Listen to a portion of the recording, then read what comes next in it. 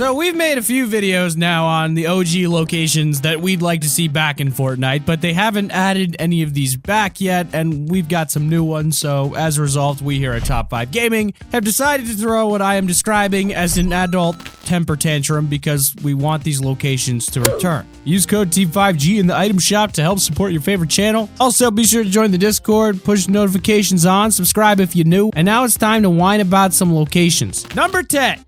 Moisty Meyer. In all honesty, I think I'll always have a bit of a soft spot for Moisty Meyer. Lasting a good 4 seasons before being replaced by the desert biome, this point of interest was a builder's heaven. As the name suggests, this location was a giant sunken swampland. The biggest trees on the map could be found here and gave you around 100 wood just for 1 tree. Not only was it good for material, but the place had a fairly decent amount of loot with at least 12 chests spread throughout. The only issue was actually getting from A to B. All the loot and moist of the material were on mini islands that popped up around this swamp-like area. When you had to run through the swamp, you'd get into that water jumping routine. It tended to get a bit tedious and annoying, a bit like the old Loot Lake. For that reason, you never found many aggressive players going here, and it gave plenty of beginners a location that they could feel, well, somewhat safe in. Moisty Meyer even got a revamp during Season 4, adding a complete filming set to one half of the swamp with even more loot and material. The location had been great for wood, but nothing else. With all of the lorries and vehicles from this production set, you could easily max out on metal and wood in no time. Even though the water areas got a bit annoying, the amount of material you get allowed you to counter that by just building across. I'm sure there's plenty of pro players today that remember doing their first training sessions at Moisty Meyer and would love to see it again, even just for a limited time or event. Number 9 is Tomato Town. As someone who started on day 1, this video is just non-stop nostalgia. If you got the chance to play Fortnite when these locations were still around, then be prepared to get the tissues out because this video is going to make you miss the old Fortnite. But we mustn't cry for old man Uncle Pete at Tomato Town, even though Tomato Town and Uncle Pete's restaurant got wiped from existence in Season 5. But his time-traveling giant tomato actually managed to accidentally create a religion, forever immortalizing Uncle Pete in Fortnite. But before it was the ruins that we see today, and before it was the Tomato Temple that we saw before the ruins, this Tomato Town was a happy-go-lucky area of the map. You had Uncle Pete's restaurant, taco shop to keep up the competition, and a little gas station for anyone passing through. To the south was a small tunnel, and to the north was nothing but fields all the way to the ocean with a few houses spread throughout. It was a much more peaceful area that now seems like a completely different map. I mean, volcano rumors had been around since Season 4 and 5, but I never thought it would pop up in the northeast corner until the earthquakes gave it away. As much as Tomato Town was like aesthetically, in reality there was barely any loot, and you can see why it got the Tomato Temple upgrade.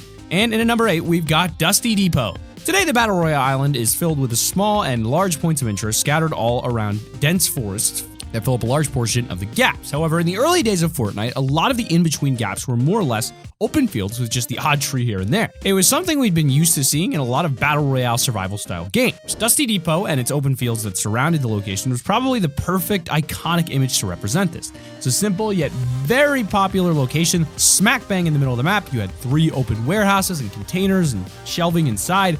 The loot wasn't that great, but most people loved landing there simply for the crazy hot drop. If you manage to gain the upper hand there, then it's nearly impossible for anyone to escape across those long open fields on low map. Season 4's meteorite was what ended Dusty Depot, and even though the area was just as open and barren inside the crater, they soon filled it up with plenty of trees and cover. And we've seen Dusty Depot's evolution into Dusty Divot and then to Dusty Diner. But which one out of the 3 Dusty timelines was your favorite? Number 7 is the Container Yard. I think at first this community named location never got too much attention. The area is essentially a pit stacked with containers, so you can find a ton of loot and chests around this small place, but a lot of it wasn't so simple to get to. The area was a bit of a mate, and it's the kind of location that takes a while to get used to learn its routes and its tricks. You might think, hey, at least there's a ton of metal. Well, those containers actually never gave you that much metal. It was updated after a few seasons, but in the first couple, it just wasn't worth the time. Only got removed recently with the volcano, so eventually a lot of players got more comfortable with this location, and with the increased metal farming on containers, actually became a bit of a hotspot. I definitely think this is one of those locations that most players had a love-hate relationship with, but was massively underrated. I mean, just imagine Tilted Towers size location styled after the Container Yard. I'm not sure if the fights would end. Number 6 is the soccer field, or the football field, if you're from the UK. Now, this point of interest is probably the biggest location that had the shortest lifespan. And no, the butterfly alternate reality doesn't count. Of course it doesn't! In commemoration with the FIFA 2018 release, Fortnite introduced the giant soccer stadium to the map in Season 4. It was just about Pleasant Park and was one of the biggest locations on the whole map at the time. It was removed barely one season later, but in the brief time we had it, we find a fair few amount of people going. It's the perfect place for making some friends and playing some soccer, which also meant it was the perfect place for any high kill gamers looking for easy kills early game. The only issue with this location is that it was really open. Loot was spread out far around the edges, so things were always a little chaotic. The soccer fans will always have a little football field down next to Tilted Towers, but what do you think? Do you reckon the current football field needs a bit of an upgrade? Maybe something similar to the open football stadium we had before? Number 5 is the prison. Alongside Moisty Meyer, the prison was another original location that got replaced with the desert biome that we have today. It's another community-named location that was a hidden gem on the Battle Royale island. Run by the Stonewood Police, this prison was a fortress with 4 lookout towers for each corner. It went through a minor change after getting hit by one of the minor meteorites in Season 4, but it didn't change much about this location. The prison wasn't exactly a busy area, but it wasn't exactly a dead zone either. It sat in the middle, which gave most players landing here enough kills before getting ready from those coming from Moisty Meyer. For such a small location, it actually had a ton of loot, which really helped in reliably kitting out your squad. If the circle did happen to fall over this area of the map though, you could soon find the prison becoming a hot zone for fights. With its high stone walls and towers, this place was a great place to defend if you got lucky enough to get the final circles here. Well, honestly, I'd love to see something similar to this again, but in at number 4, we've got Greasy Grove. I can't say there's many people that don't miss Greasy Grove at some point or another, even though this town was at the edge of the map. That corner of the map was pushed in at the time, which made Greasy Grove a much more defensive location to take. At the same time, it wasn't that far off from locations like Tilted Towers and other busy points of interest on the map. Now, everyone's got a favorite house or building they prefer to land at, but which one was it for you when you were flying down to Greasy? Honestly, I couldn't resist those 3 chests inside the outdoors shop with all the camping and kayaking gear right bang in the middle of the town. Lots of loot, quick to loot, and then lots of activity as well. We also had the Der Burger restaurant that closed down and began this massive food fight side story that came out of nowhere. It got pretty out of control.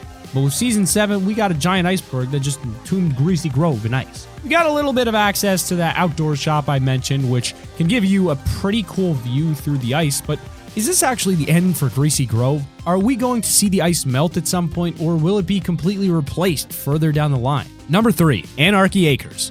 Remember those open fields I talked about earlier, trees scarcely in sight and far between? Well, this brings us to our number 3 spot, Anarchy Acres. For many newer players that didn't get to experience this location, you probably have heard it was just a duplicate of Fatal Fields. While it did feature all the same buildings, Anarchy Acres was a popular location of its own. It's a lot bigger than Fatal Fields and had similar open fielded surroundings to Dusty Depot, while its replacement, Lazy Links, also had a similar open style to it. Anarchy Acres was entirely different.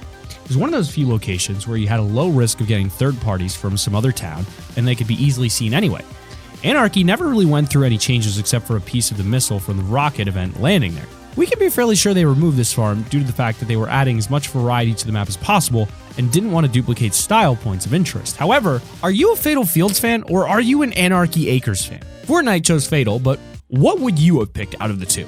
Number 2 is Risky Reels. So far, most of the spots on our list have been on the Battle Royale island since the beginning, except for the football stadium and Risky Reels. In all honesty though, we all knew that Risky Reels will be the most missed out of these two. To this day, it still kind of baffles me how they could just drop the block on top of it. I mean, there were plenty of places it could have gone, but why Risky? Well, it was always a popular location since showing up in Season 4, and even if it was out of the bus route, you'd still find a couple squads going there. The loot was always good no matter how many updates it went through. The drive-in cinema style was just a nice place to loot up or fight in, and the indestructible screen made for some interesting plays. We even saw Wreck-It Ralph show up there at one point in a collaboration for the movie. There's definitely a lot of Risky Reel fans out there that are a bit heartbroken about it being so suddenly taken from them, but it seems Epic Games has no mercy when it comes to the evolution of their map. And in at number 1, the OG Factories. The OG Factories. Another victim of the meteorite in Fortnite's very first storyline-based event.